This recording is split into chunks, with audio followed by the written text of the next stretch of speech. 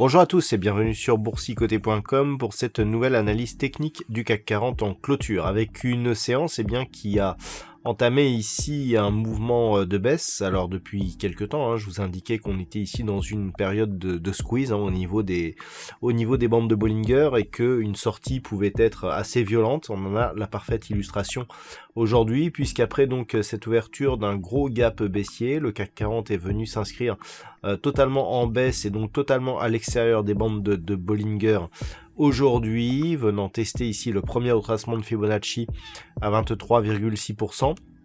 Au terme de cette séance, donc, le CAC 40 clôture à 5393,34 et perd 2,43% par rapport à la clôture de la séance précédente. Donc tout cela dû aux inquiétudes d'une nouvelle souche de virus qui serait beaucoup plus contagieuse que celle que l'on connaissait déjà, et malgré quelques messages rassurants qui indiquent que les vaccins en cours seraient aussi efficaces, rien n'y a fait. On est venu consolider, donc toucher ce premier niveau de retracement avant de se stabiliser. Du point de vue des indicateurs techniques, on était ici sur une petite reprise ici de dynamique haussière au sens des histogrammes du MACD. On repart en dynamique baissière donc selon cet indicateur.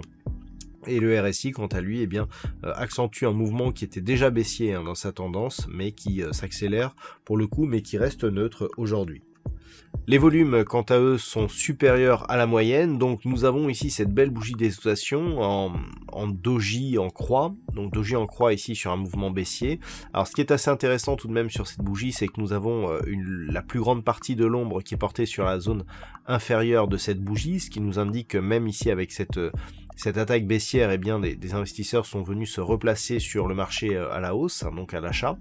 On a donc cette configuration légèrement excessive avec donc cette bougie totalement à l'extérieur de la bande de Bollinger, et vu la constitution de cette bougie, on serait plus sur une possibilité de reprise haussière que sur une possibilité d'accélération baissière. Pourquoi ?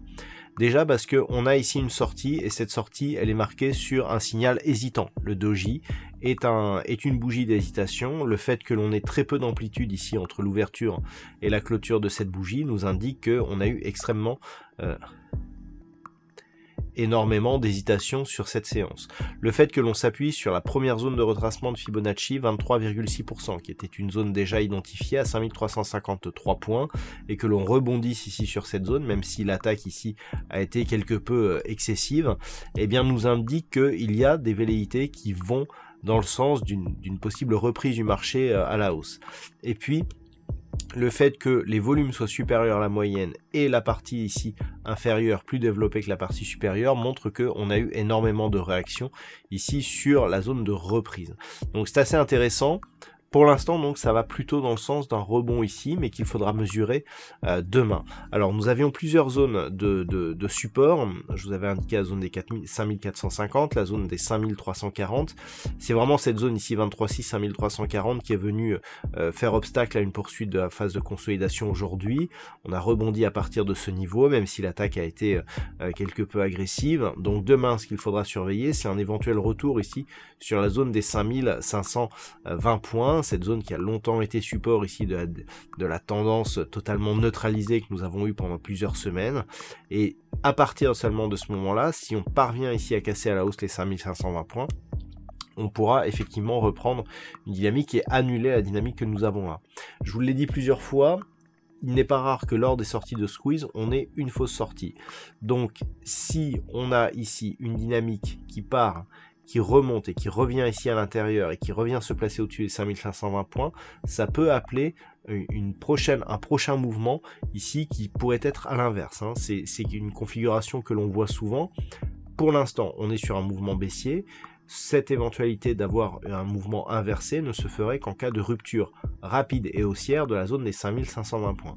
Tant que l'on reste sous ces niveaux, on est toujours ici potentiellement sur un signal de cassure, avec un comblement de gap ici, et on retrouve la zone des 5520 points comme zone de résistance, et reprise du mouvement baissier.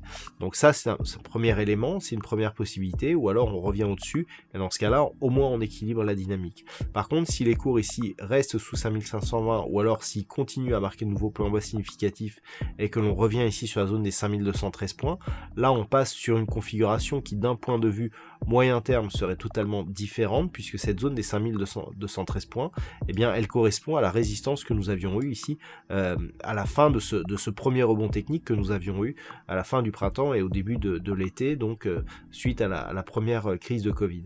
Donc là, vraiment, cette zone-là, elle serait très importante, hein, si vraiment on poursuivait ici le mouvement, le fait de se retrouver ici sur cette zone des 5213 points, ça serait majeur, puisque tout simplement, depuis que cette zone ici a été cassée à la hausse, elle n'a jamais été testée en tant que support. Elle a été résistance ici sur cette phase-là, mais depuis son franchissement, elle n'a jamais été testée en tant que support.